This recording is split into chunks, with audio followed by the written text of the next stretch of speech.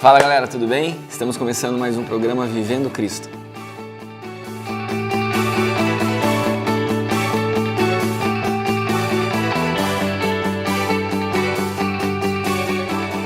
Nós tivemos uma sequência de programas, eu acho, bastante interessantes com relação a algumas dicas, né?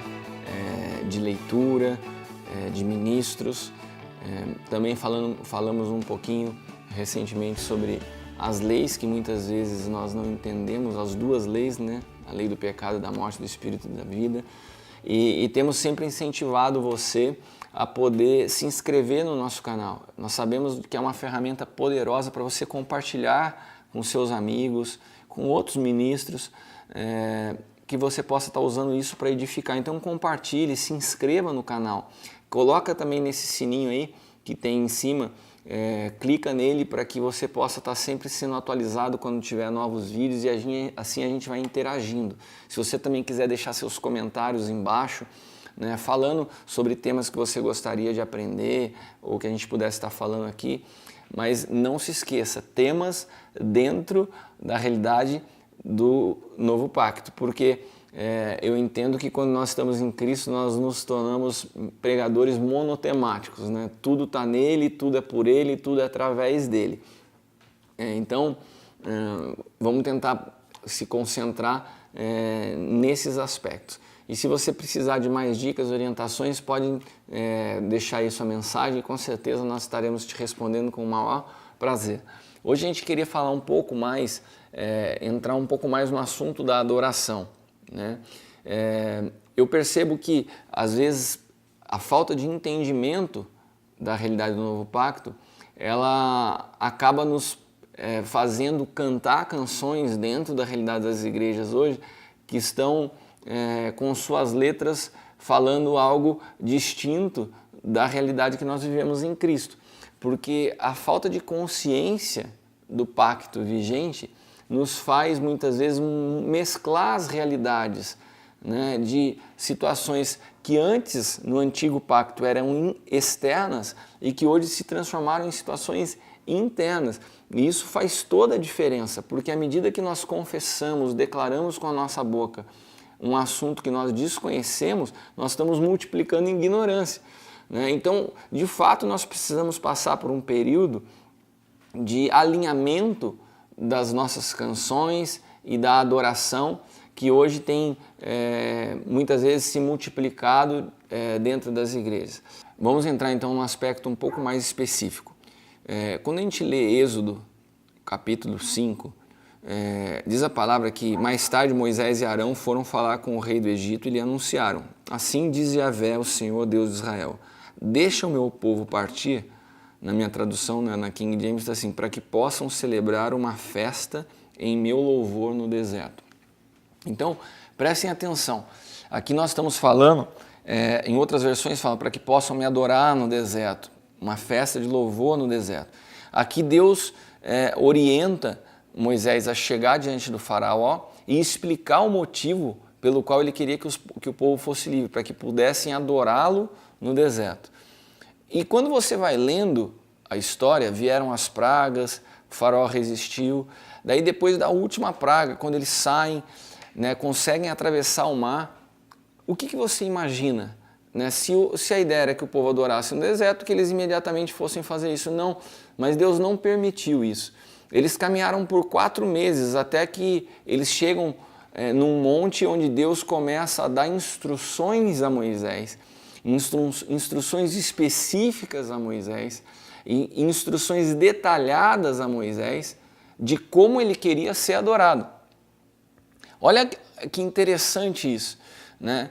O povo é livre, o povo vai ao deserto, mas ele espera até que Deus o orientasse da maneira como deveria ser a adoração que ele gostaria de receber.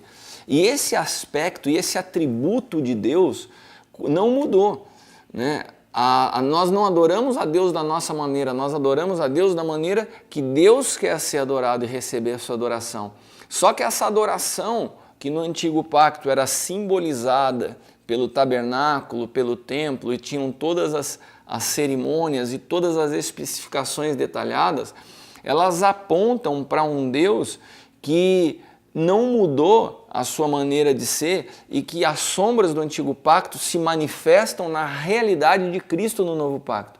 E se antes a adoração era algo externo, hoje essa adoração ela é algo interna e ela precisa continuar tendo um critério aonde o alvo dessa adoração e a maneira que deve acontecer essa adoração é totalmente governada e centrada na vontade dele e não na nossa. O Evangelho não se trata da nossa vontade, o Evangelho se trata da perda da nossa vontade, do nosso eu, para que a vontade dele se manifeste em nós. Então a primeira coisa é que a adoração no novo pacto ela nasce em Deus, ela nasce em Cristo. A palavra diz que é por Ele, por meio dele e através dele são todas as coisas. Glória, pois, a Ele eternamente. Então toda adoração que ela não passa por Cristo, ela não faz muito sentido. Nós podemos ver hoje uma mistura, uma mescla de canções que são almáticas, né? E que muitas vezes são agradáveis da sua melodia e a gente acaba ficando com ela na cabeça e gosta de cantar, mas que na verdade elas transmitem uma realidade espiritual que não está compatível com o pacto que nós vivemos. Por exemplo, se antes eles elevavam no antigo pacto os olhos para o monte esperando de um Deus externo a solução dos seus problemas, precisamos entender que hoje nós não temos mais uma adoração ambiental, mas uma adoração que ela flui de dentro para fora. Se antes o templo era cheio da glória de Deus, né, em momentos específicos, hoje esse templo somos nós e nós carregamos a sua presença. Nós não podemos chegar na igreja e declarar, vem Senhor encher este lugar, né? Encher que lugar? Né? A gente começa a tratar Deus como uma realidade de um pacto antigo e todas as coisas se consumaram em Cristo. Hoje o templo que somos nós já é repleto da sua presença, né? Vem Senhor encher esse lugar é uma redundância. Quando nós nos reunimos como igreja, nós não nos reunimos para que Deus encha o prédio da igreja, nós nos reunimos para manifestar o que nós já portamos. E isso como um organismo vivo que se completa. Então, o poder de congregar é que juntos nós manifestamos a glória de Deus que nós já carregamos. E isso tem que ser expresso nas nossas canções. Senão nós estamos comunicando com Deus dentro de uma lei que já não faz mais sentido, né? Então você imagina, por exemplo, eu costumo usar esse exemplo para se tornar mais óbvio, para que a gente consiga entender. Você imagina, vocês se lembram de um tempo atrás que nós tínhamos uma lei chamada da lei do kit de primeiros socorros no trânsito. Então você ia viajar, você tinha que levar aquele kit de primeiros socorros, se o guarda te parasse, se você não tivesse, você era multado. Essa está entre as leis que não pegaram na nossa nação. Mas hoje nós temos uma lei de trânsito vigente que funciona e que você pode, inclusive, ter vários pontos e ter uma multa, que é o teste do bafômetro. Então imagine que você hoje sai com a tua esposa, vai para um jantar e de repente você tomou um vinho e você para um carro, é parado por um guarda, né? E o guarda pede para você fazer o teste do bafômetro. Daí você fala assim, meu Deus, que vergonha, sou crente, o que vão falar de mim, eu parar no teste do bafômetro porque eu tomei uma taça de vinho, blá. Daí você chega para o guarda e tenta negociar com o guarda, o seu guarda, me livra aí de fazer o teste do bafômetro, né? Eu vou fazer o seguinte, eu quero cumprir contigo a lei, mas em vez de eu fazer o teste do bafômetro, eu vou te dar aqui o kit de primeiros socorros que eu tenho de 10 anos atrás. O cara vai olhar para sua cara, vai dar risada e falar, meu, você tá louco? Né? Você está falando de uma outra lei para uma realidade que não tem nada a ver, né? Isso que parece uma loucura para a gente é mais ou menos o que nós fazemos quando a gente quer tratar com Deus em uma lei que já está ultrapassada, desatualizada, que não faz o menor sentido. Hoje nós estamos em Cristo e a nossa adoração flui a Deus de Cristo. Se Ele era exigente ao ponto de que Ele queria que o povo fosse livre no deserto para poder o adorar, mas Ele não permitiu que isso acontecesse, até o momento em que ele declara os detalhes dessa adoração, você acha que isso mudou no novo pacto? Você acha que isso mudou na lei da graça? Lógico que não. Deus continua querendo ser adorado, mas só que agora através de Cristo, ou seja, tudo que nós fazemos fora de Cristo, ela não pode chegar a Deus como uma oferta de adoração. Então, se a gente não para prestar atenção e produzir de fato uma reforma relevante naquilo que são as canções que estão tocando essa geração, nós estamos produzindo algo que é palha. que vai ser consumido, que não tem fundamento, que não tem peso espiritual, apesar de agradar uma multidão de gente.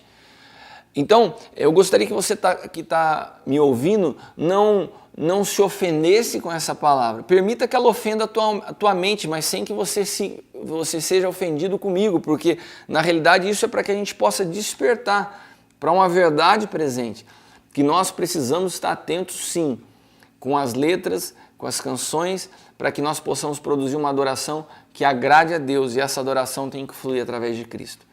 Amém?